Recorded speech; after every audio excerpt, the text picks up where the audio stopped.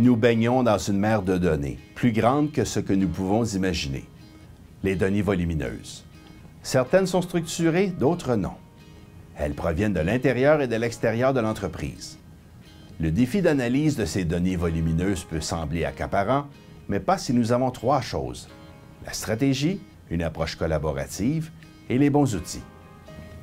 Premièrement, il faut un plan de match pour aligner la stratégie d'information avec la stratégie d'affaires, prévoir et maîtriser les résultats commerciaux, agir avec confiance au point d'impact des affaires, apprendre à l'aide de systèmes qui aident à prendre de meilleures décisions et transformer l'organisation afin d'obtenir des résultats qui la placeront au devant de ses concurrents.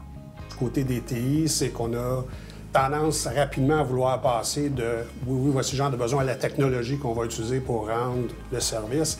Et je pense qu'il est important de prendre du recul et bien comprendre la stratégie. Quel est l'objectif d'affaires? Quelle est la valeur ajoutée de ce qui va être fait? De façon à s'assurer que, comme on mentionnait, les outils qui vont leur être donnés correspondent vraiment aux besoins et non pas créer un monstre qui, bien que ce soit une source immense d'informations, ce n'est pas utilisable par la suite ou elle ne répond pas aux besoins, elle va demeurer inutilisée dans l'organisation et beaucoup de dépenses pour peu de résultats. Également, la collaboration entre les responsables du marketing et des technologies de l'information est cruciale. Ils collaborent étroitement lors de l'implantation des outils qui servent à extraire de la valeur parmi les données volumineuses. L'expertise au niveau de l'installation, de la technologie, de la rendre disponible aux gens demeure à l'informatique. Et l'informatique ne doit jamais perdre le fait qu'on est au service de l'organisation et qu'il faut se concentrer et s'assurer que ce qu'on va mettre en place répond vraiment aux besoins du marketing. Ce n'est pas un trip informatique, c'est vraiment des outils de gestion et on doit s'assurer qu'on ajoute de la valeur à l'organisation. Au niveau de l'implantation, une des choses qui est importante, c'est d'avoir souvent avoir des équipes qui vont travailler de chaque côté sur l'implantation du projet. C'est d'avoir des chargés de projet qui sont forts et qui comprennent bien les enjeux de l'un et de l'autre. Surtout, il faut les bons outils. Or, les choisir est un défi de taille. Quels sont les éléments importants à observer lors du choix d'une solution d'analytique?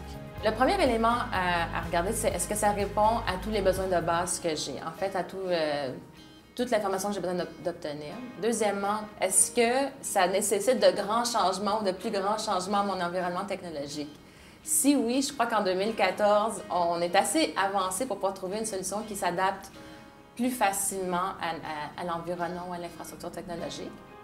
Troisièmement, c'est d'avoir de la vision, puis d'essayer de voir un peu quels seront nos besoins futurs, puis de voir si cette solution-là va pouvoir grandir avec nous. Question de ne pas avoir à recommencer notre implantation, ce qui affecte l'intégrité des données.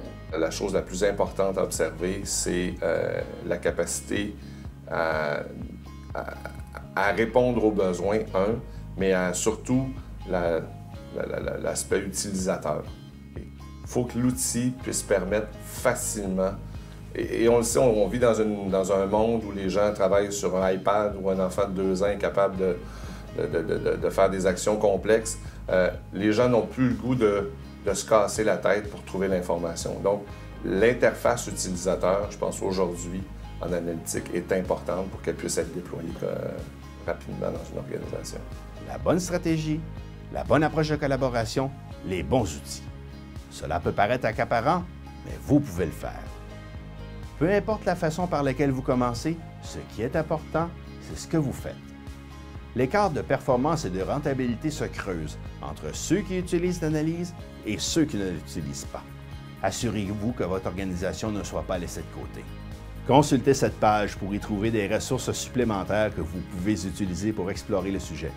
Continuez à visiter ce portail où nous ajouterons des témoignages et des informations supplémentaires.